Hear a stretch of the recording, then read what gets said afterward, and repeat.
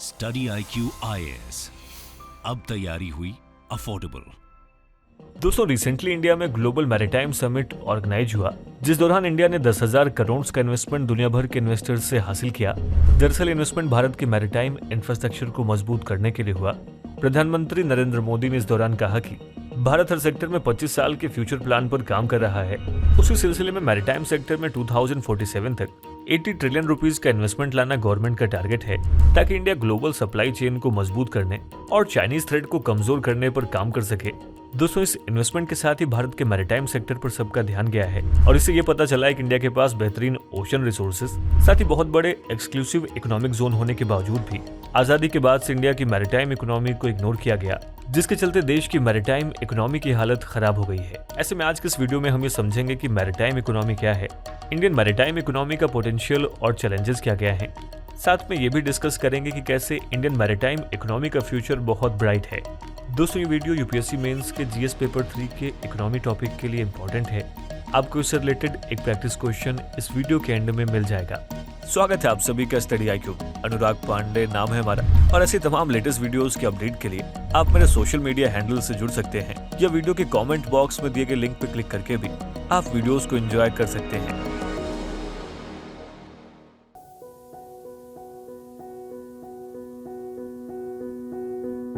दोस्तों, maritime economy basically एक representative term है जिसका इस्तेमाल इकोनॉमिक एक्टिविटीज और इंडस्ट्रीज के लिए किया जाता है। मैरीटाइम इकोनॉमी में ओशन रिसोर्सेज का इस्तेमाल करके प्रोडक्ट एंड सर्विसेज प्रोवाइड कराया जाता है। देखा जाए तो मैरीटाइम इकोनॉमी को दुनिया भर में अलग अलग नामों से जाना जाता है, जैसे कि ocean economy, ocean industry, marine economy, marine industry और मरीन एक्टिविटी या फिर मैरीटाइम सेक्टर। मरीन इकोनॉमी में जो ओशन एक्टिविटीज देखने को मिलती हैं उनमें marine transport, cruise ships, offshore oil, gas exploration and production, fisheries और एक्वाकल्चर जैसी कई एक्टिविटीज शामिल होती हैं। दोस्तों, इन एक्टिविटीज की प्रैक्टिस के लिए इकोनॉमी में coastal tourism, marine bio industry, marine chemical industry और सी फूड प्रोसेसिंग जैसी इंडस्ट्रीज भी शामिल होती हैं। साथ ही साथ ship and boat building, marine business services और मरीन इक्विपमेंट मैन्युफैक्चरिंग जैसी बड़ी इंडस्ट्रीज भी इस इकोनॉमी में कंसीडर की जाती हैं। दोस्तों, मैरीटाइम इकोनॉमी का इतिहास बहुत लंबा रहा है। समुद्र के रास्ते व्यापार और ओशन रिसोर्सेज का इस्तेमाल सदियों से हो रहा है। बहुत से लोग मैरीटाइम इकोनॉमी को ही ब्लू इकोनॉमी भी समझ लेते हैं। यहाँ पर यह जानना जरूरी है कि मैरीटाइम इकोनॉमी और ब्लू इकोनॉमी एक होते हुए भी एक दूसरे से अलग हैं। जैसा कि हमने आपको बताया कि मैरीटाइम इकोनॉमी बहुत पुरानी है, वहीं ब्लू इकोनॉमी रिसेंट ईयर्स में डिफाइन हुआ है। मैरीटाइम इकोनॉमी में जहां ओशन रिसोर्सेज को किसी भी तरीके से इस्तेमाल करके प्रॉफिट कमाना मेन एम होता है, वहीं ब्लू इकोनॉमी लिमिटेड और sustainable use of ocean resources की बात करती है। एक तरीके से देखें तो ब्लू इकोनॉमी कुछ और नहीं बल्कि एनवायरनमेंट फ्रेंडली मैरीटाइम इकोनॉमी है, जो कंटेम्प्रेरी कॉन्टेक्स्ट में एक दूसरे के सिनोनिम्स ही हैं। दोस्तों, मैरीटाइम इकोनॉमी दुनिया भर के उन देशों की इकोनॉमिक डेवलपमेंट में वाइटल रोल प्ले करते हैं जिनकी इकोनॉमी स्ट्रांगली एक्सपोर्ट बेस्ड है, जिसमें दुनिया की सबसे बड़ी इकोनॉमिक कंट्रीज शामिल हैं। और ऐसा इसलिए क्योंकि मैरीटाइम इंडस्ट्रीज के जरिए ही ग्लोबल ट्रांसपोर्ट का नेटवर्क पॉसिबल हो पाता है, जिसमें गुड्स और पैसेंजर्स दोनों का ट्रांसपोर्टेशन शामिल है। दोस्तों, मैरीटाइम इंडस्ट्रीज कितनी जरूरी हैं, आप इसे ऐसे समझ सकते हैं कि लगभग 90% of the global trade maritime industries की वजह से पॉसिबल हो पाती है, जो वर्ल्ड इकोनॉमी में हर साल $380 बिलियन ऐड करता है। इसलिए मैरीटाइम इकोनॉमी किसी इंडिविजुअल देश के लिए तो जरूरी है ही, लेकिन इसे वर्ल्ड इकोनॉमी का भी सबसे बड़ा पार्टिसिपेंट कहा जाता है। दोस्तों, वीडियो को कंटिन्यू करें उससे पहले आप सभी के लिए एक इंपॉर्टेंट अपडेट है। आपकी तैयारी को और भी अफोर्डेबल एंड कॉम्प्रिहेंसिव बनाने के लिए स्टडी IQ लाया है आपके लिए P2I का एक न्यू फाउंडेशन बैच, जहां सिल्वर, गोल्ड और प्लैटिनम जैसे 3 अलग अलग पैकेजेस हर उस एस्पिरेंट की तैयारी के लिए डिजाइन किए गए हैं जो यूपीएससी एग्जाम को क्रैक करना चाहते हैं। जैसे भी आप 12th में हैं या आपके घर में कोई एस्पिरेंट है जो यूपीएससी की तैयारी को स्टार्ट करना चाहता है, तो उसके लिए 42 मंथ्स का प्लैटिनम पैकेज। आप ग्रेजुएशन के लास्ट ईयर में हैं और प्रिपरेशन स्टार्ट करने की सोच रहे हैं, तो आपके लिए 30 मंथ्स का गोल्ड पैकेज। या फिर आप लगातार एग्जाम्स में अपीयर हो रहे हैं लेकिन प्रीलिम्स या मेंस एग्जाम के चैलेंज को टैकल नहीं कर पा रहे हैं, तो आप 18 मंथ्स के सिल्वर पैक को ज्वाइन कर सकते हैं। यहाँ आपको तीनों ही पैकेजेस में प्रीलिम्स, मेंस एंड इंटरव्यू यानी यूपीएससी एग्जाम के तीनों स्टेज की तैयारी बेसिक से एडवांस तक कराई जाएगी। साथ ही mentorship, test series, weekly revision test, crash course और नोट्स एंड बुक, ये सब कुछ भी आपको इस बैच में मिल रहा है। दोस्तों, अगर आप इनमें से किसी भी पैकेज को परचेज करते वक्त AN Live कूपन कोड का इस्तेमाल करते हैं, तो आप इन तीनों पैकेजेस के साथ ही साथ स्टडी IQ के बाकी के कोर्सेज पे भी 60% तक का भारी डिस्काउंट अवेल कर सकते हैं। कोर्स रिलेटेड अधिक जानकारी के लिए वीडियो के कमेंट बॉक्स में पिन किए गए लिंक पर क्लिक कर सकते हैं या स्टडी IQ की वेबसाइट पर भी विजिट कर सकते हैं। चलिए वीडियो को कंटिन्यू करते हैं। दोस्तों, अगर दुनिया की सबसे बड़ी मैरीटाइम इंडस्ट्रीज वाली कंट्रीज की बात करें तो उसमें चाइना बहुत आगे खड़ा दिखाई देता है। चाइना की टोटल GDP में मैरीटाइम इकोनॉमी की हिस्सेदारी 10% के करीब है। साल 2022 में चाइना की मैरीटाइम इकोनॉमी की GDP 1.25 ट्रिलियन US$ पहुंच गई, जो इंडियन GDP का करीब 36% है। और ये तब हो रहा जब इंडिया का maritime exclusive economic zone China से ज्यादा है, जिसका total size 2.37 million square kilometre है। उसके बावजूद भी इंडियन मैरीटाइम इकोनॉमी और उससे जुड़ी इंडस्ट्रीज इंडियन इकोनॉमी में उतना बड़ा रोल नहीं प्ले कर पा रही हैं। लेकिन ऐसा क्यों है और इंडियन मैरीटाइम इकोनॉमी के साथ क्या क्या चैलेंजेस हैं, आइए उसे समझ लेते हैं। दोस्तों, चैलेंजेस को समझने से पहले अगर इंडियन मैरीटाइम इकोनॉमी की बात करें तो भारत में मैरीटाइम डोमेन की इंपॉर्टेंस देश की सिक्योरिटी, स्टेबिलिटी और इकोनॉमिक वेलबींग के साथ साथ सस्टेनेबल डेवलपमेंट को पूरा करने में शुरू से ही रहा है। देखा जाए तो भारत के पास रिच मैरीटाइम हेरिटेज है, जिसका इतिहास 5000 साल पुराना है। दुनिया का सबसे पुराना डॉकयार्ड जहां से खुदाई में मिला है वो जगह लोथल है, जो 5000 साल पहले हड़प्पन सिविलाइजेशन का हिस्सा था। यानी हड़प्पन सिविलाइजेशन के टाइम से इंडिया दुनिया भर में शिपिंग और बाकी के ओशन रिसोर्सेज का इस्तेमाल करता आया है। लेकिन आज के भारत की बात करें तो वो 21वीं सेंचुरी में ग्लोबल इकोनॉमी पावर हाउस बनने के थ्रेशोल्ड पर खड़ा है, जिसे अचीव करने में इंडियन मैरीटाइम सेक्टर से बहुत सी उम्मीदें जताई जा रही हैं। 203 ओर से समुद्र से घिरे इंडियन पेनिनसुला के पास 7,516 किलोमीटर लंबी कोस्ट लाइन है, जो 2.37 मिलियन स्क्वायर किलोमीटर का एक्सक्लूसिव इकोनॉमिक जोन क्रिएट करती है। इसका मतलब ये हुआ कि इतने बड़े समुद्री क्षेत्र में भारत लिविंग और नॉन लिविंग ओशन रिसोर्स का लीगल ओनर है। देश के 9 राज्य और 4 केंद्र शासित प्रदेश Arabian Sea, Bay of Bengal और इंडियन ओशन से डायरेक्टली जुड़े हुए हैं, जहां करीब 200 मिलियन लोगों की लाइफ समुद्र और उसके रिसोर्सेज पे ही डिपेंड करती है। भारत की मैरीटाइम इकोनॉमी को समझने के लिए आप ये समझ सकते हैं कि भारत के टोटल इकोनॉमिक ट्रेड में से 95% ट्रेड ओशन रिसोर्सेज की मदद से होता है। देखा जाए तो इंडियन मैरीटाइम इंडस्ट्री और इकोनॉमी को इंश्योर करने के लिए आज देश में 12 मेजर पोर्ट्स, 205 माइनर और इंटरमीडिएट पोर्ट्स का नेटवर्क है। साथ ही देश के पास ईस्ट और वेस्ट दोनों हिस्सों में स्ट्रेटेजिकली लोकेटेड आइलैंड टेरिटरीज हैं। दोस्तों, अंडमान एंड निकोबार आर्किपेलाजिक ग्रुप में जहां 572 आइलैंड्स हैं, वहीं वेस्ट साइड में लक्षद्वीप ग्रुप है, जिसमें 38 आइलैंड हैं। एक तरीके से देखें तो देश की मैरीटाइम सिक्योरिटी की वजह से ही देश की एनर्जी सिक्योरिटी को भी इंश्योर किया जा सका है, क्योंकि इंडिया अपने मैक्सिमम एनर्जी सोर्सेज को दुनिया के अलग अलग हिस्सों से इंपोर्ट करवाता है।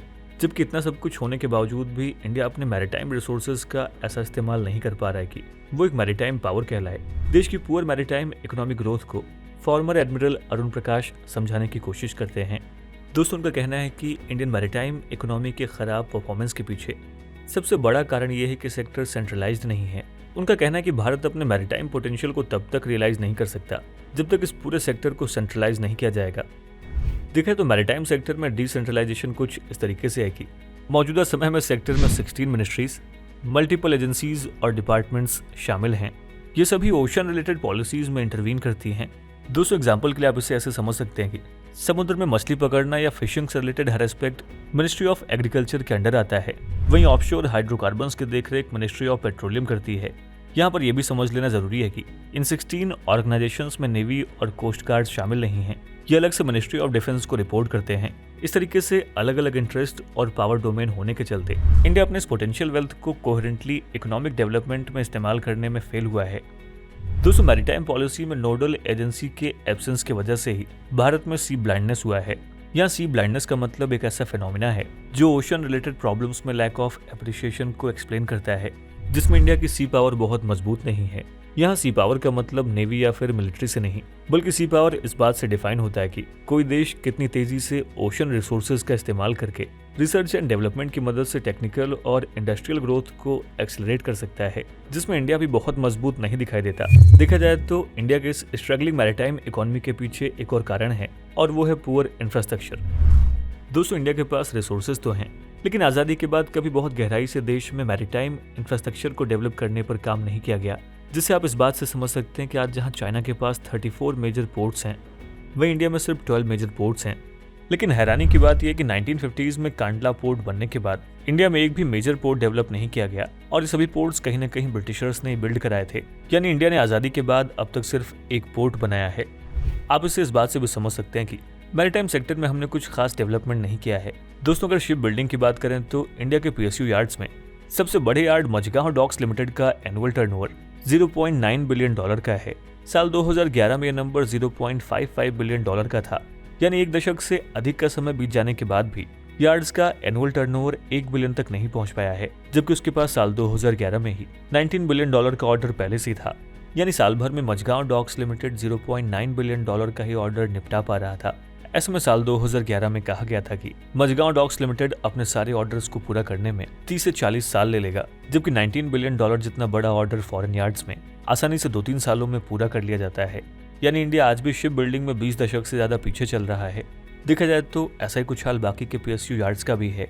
ऐसे में हम कह सकते हैं कि मैरीटाइम रिसोर्सेज को बिना किसी सेंट्रलाइज्ड पॉलिसी के इस्तेमाल किया गया और इंडियन मैरीटाइम इकोनॉमी के ट्रू पोटेंशियल को समझने की कोशिश नहीं हुई। लेकिन दोस्तों करंट गवर्नमेंट ने इंडियन इकोनॉमिक ग्रोथ को मद्देनजर रखते हुए इस सेक्टर पर भी बीते कुछ सालों में ध्यान देना शुरू किया है। ऐसे में अंदाजा लगाया जा रहा है कि आने वाले समय में इंडियन मैरीटाइम इकोनॉमी का फ्यूचर बहुत ब्राइट हो सकता है। दोस्तों रिसेंटली वर्ल्ड बैंक की लॉजिस्टिक परफॉर्मेंस इंडेक्स यानी कि LPI रिपोर्ट 2023 रिलीज हुई थी, जिसमें इंडियन पोर्ट्स और लॉजिस्टिक सेक्टर के बारे में एनकरेजिंग न्यूज थी। दरअसल रिपोर्ट में इंटरनेशनल शिपमेंट कैटेगरी में इंडिया की ग्रोथ को बताया गया है। रिपोर्ट ये बताती है कि साल 2014 में इंटरनेशनल शिपमेंट्स के मामले में इंडिया की रैंकिंग 44 थी, लेकिन साल 2023 में रैंकिंग 22 है। यानी बीते 9 सालों में इंडिया ने रैंकिंग में खुद को 22 पायदान ऊपर किया है, जो ये दिखाता है कि करंट गवर्नमेंट ने इंटरनेशनल शिपमेंट पर काम जरूर किया है। दोस्तों सरकार ने मैरीटाइम इकोनॉमी को सिक्योर करने और देश की सिक्योरिटी को मद्देनजर रखते हुए भी काम किया है। इंडियन ओशन में बढ़ते चाइनीज खतरे को काउंटर करने के लिए इंडियन नेवी लगातार मजबूत हो रही है। साथ ही भारत ने साल 2030 तक 175 शिप फोर्स को बिल्ड करने का एम्बिशियस प्लान भी बनाया है, जिसे पूरे तरीके से इंडिया में बनाया जाएगा। इससे मैरीटाइम इकोनॉमी को जरूर एक पुश मिलेगा। साथ ही शिप फोर्सेस के लिए इंडिया की डिपेंडेंस फॉरेन कंट्रीज पर कम होगी। दोस्तों अगर इंफ्रा की बात करें तो साल 2016 में सरकार ने 8 नए मेजर पोर्ट्स को डेवलप करने की प्लानिंग शुरू कर दी थी, जिसमें 3 पोर्ट्स वधावन महाराष्ट्र, सागर बंगाल और कोलाचल तमिलनाडु पहले से ही अनाउंस हो चुके हैं। साथ ही सरकार लॉन्ग टर्म पर्सपेक्टिव को ध्यान में रखते हुए मैरीटाइम इकोनॉमी को बूस्ट करने के लिए $12 ट्रिलियन का इन्वेस्टमेंट पोर्ट्स एंड वाटरवेज में करने वाली है, जिससे न सिर्फ इंफ्रा मजबूत होगा बल्कि लगभग 1 करोड़ जॉब्स भी क्रिएट होंगी। दोस्तों आज देश की पोर्ट एंड शिपिंग इंडस्ट्रीज को मजबूत करने के लिए लगभग 104 प्रोजेक्ट चल रहे हैं, जिसमें से 103 तो गवर्नमेंट के ही हैं। साथ ही साथ ओशन रिसोर्सेज के इस्तेमाल से भारत एम्बिशियस ब्लू इकोनॉमी को भी बूस्ट करने में लग गया है, जिससे पॉसिबल है कि अगले 10 सालों में इंडिया मैरीटाइम इकोनॉमी में एक सस्टेनेबल डेवलपमेंट हासिल कर ले। देखा जाए तो आज ब्लू इकोनॉमी में इंडियन GDP का कंट्रीब्यूशन 4% का है, जिसे बढ़ाने के लिए केंद्र सरकार कई मिशन चला रही है, जिसमें दूसरे देशों के साथ मिलकर भी काम किया जा रहा है। दोस्तों शुरुआत में हमने आपको बताया था कि सरकार ने ग्लोबल मैरीटाइम इन्वेस्टमेंट समिट में 80 ट्रिलियन रुपीस के इन्वेस्टमेंट की शुरुआत की, जिसमें दुनिया भर के इन्वेस्टर्स भारत की मैरीटाइम इंफ्रास्ट्रक्चर को डेवलप करने और भारत के पोटेंशियल को समझते हुए मैरीटाइम इकोनॉमी में इन्वेस्ट करेंगे। दोस्तों इन सब से कहा जा सकता है कि आज भले ही देश की मैरीटाइम इंडस्ट्रीज की हालत बहुत बेहतर नहीं है, लेकिन उसका फ्यूचर जरूर ब्राइट है, जिसके लिए तमाम तरह के इन्वेस्टमेंट और प्रोजेक्ट्स की शुरुआत करने के साथ ही साथ गवर्नमेंट को मैरीटाइम सेक्टर के सेंट्रलाइजेशन पर भी ध्यान देना होगा। बिना एक सेंट्रलाइज्ड पॉलिसी और एम के भारत शिपिंग और लॉजिस्टिक में तो फिर भी आगे बढ़ सकता है, लेकिन hydro power, offshore hydrocarbon, fishing, साथ ही कोस्टल टूरिज्म जैसे सेक्टर्स को इसके साथ ही ग्रो नहीं कर पाएगा। लेकिन अगर ओशन रिसोर्सेज का सही तरीके से इस्तेमाल होता है तो ये संभव है कि इंडिया अपनी 5 ट्रिलियन इकोनॉमी का टारगेट अचीव करने के साथ ही साथ 2047 तक सेल्फ रिलायंट हो जाएगा। दोस्तों आपके इस मुद्दे पर राय क्या है, हम इस वीडियो के कमेंट बॉक्स में जरूर लिखें।